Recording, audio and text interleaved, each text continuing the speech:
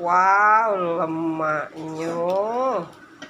Pindang tulang siap santap Ita Yudis. Mantap.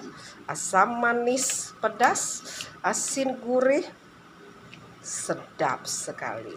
Tuh. Nih, kuahnya kental ya.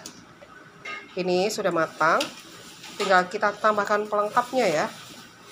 Irisan nanas,